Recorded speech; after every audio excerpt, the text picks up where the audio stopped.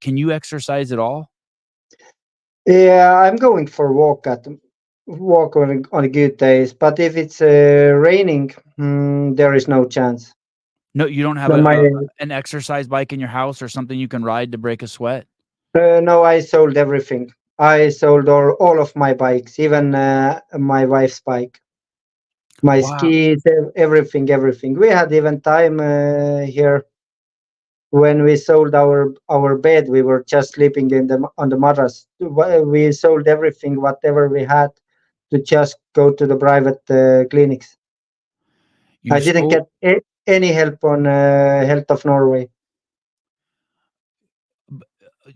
I wanna ask you a question about that in a second, but just to confirm what I heard, so the expenses of taking care and getting the treatment you needed was so expensive that you even sold your bed?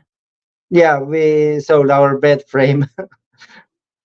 Wow, crazy. In the United States, we always hear how bad we have it and that it's better in Europe because all the healthcare is absolutely free.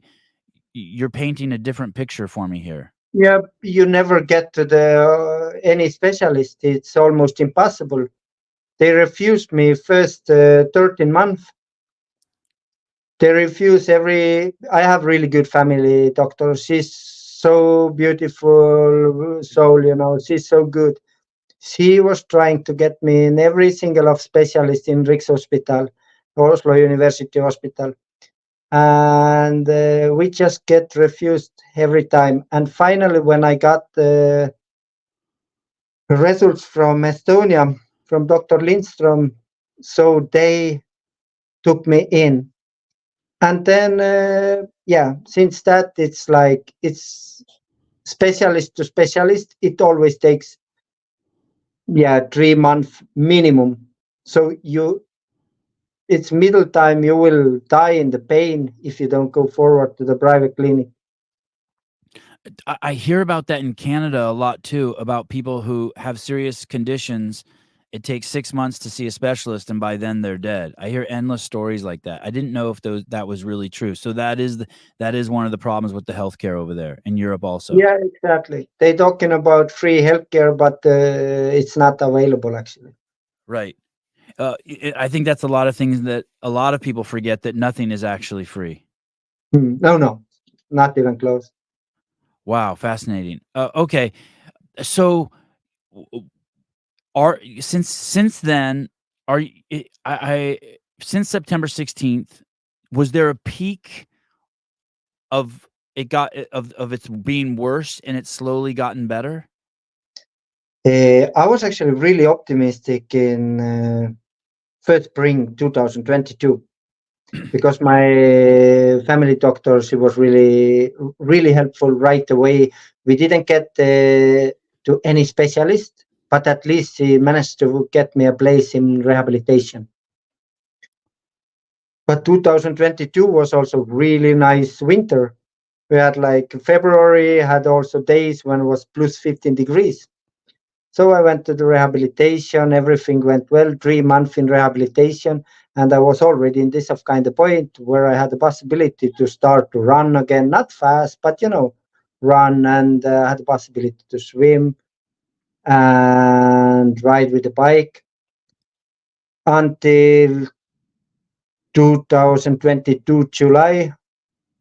We went to Estonia and with our family, and there was week around the week were just only raining and weather was pretty bad. And then all of my body just collapsed. It collapsed so bad that I couldn't even walk. And when we went to the hospital in Estonia, so they drove me out and said there is no this of kind of thing like vaccine injury, and they drove me out. But there was one of my friend knew Dr. Lindström, so I got right away to meet with Dr. Lindström. He took all the tests and he started with steroids treatment. But he said, yeah, it's like a maximum 2 months what you can do it. Yeah. But when I came here in Norway, they just keep going with the steroids, and it's been going already 2 years. Yeah, I did do some research on the steroids, and it is what I found is that you should not take them for more than 2 months, and that it will make things very, very dark. It's the same what Dr. Lindstrom said. Well, and what happens if you get off them? You just can't move at all? The pain comes back unbearably? Yeah, it's coming back. I already feel now because I'm going slightly step by step down in every 7 days. So, but yeah, we'll see. I hopefully all this and other medicines what I start to use now, I hope they're gonna help me. Heiko, what about diet? Have you tried anything extreme with your diet? A lot of Yeah, people in the United States say with autoimmune diseases you should just be eating just meat. Have you heard that? yeah, I'm working with it at the moment. I've been doing that. Yeah, about a month. Just a carnivore diet. Yeah, And just and, meat. and how is that going?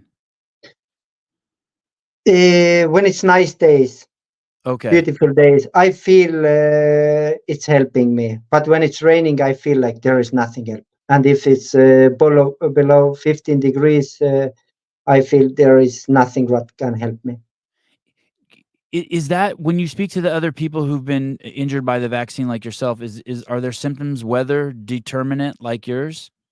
Yeah, not everyone, but there is. I know many people who have the same way. Um, Heiko, this movie, My Biggest Battle, why did you do it? Why did someone approach you and say, "Hey, we have to tell your story"? No, actually, it was Anne, my wife, who said, like, yeah, we're supposed to maybe do 2-3 minutes video with the phone, or maybe talk with the Seam. Seam is one of my good friends who is working as a cameraman here in Norway. Asim Malhotra? Seam, he's one of my friend who was actually cameraman all of this movie. Oh, okay. Do you know about Asim Malhotra? No, He's a famous doctor from the UK. He's been touring the world. He was pro-vaccine, and then the vaccine killed his dad, and oh yeah, so but his name is Asim also. Okay, sorry, go ahead. oh yeah, yeah. And the plan was actually to build up something 3 to 5 minutes to show how the things are. But somehow, because I've been already in one documentary, like series with Erki, and then Erki said, "Yeah, we're supposed to do something bigger." And so now we've been filming basically last 2 years, and so yeah, it somehow went a little bit out of the hands. 5 minutes turned to 36 minutes.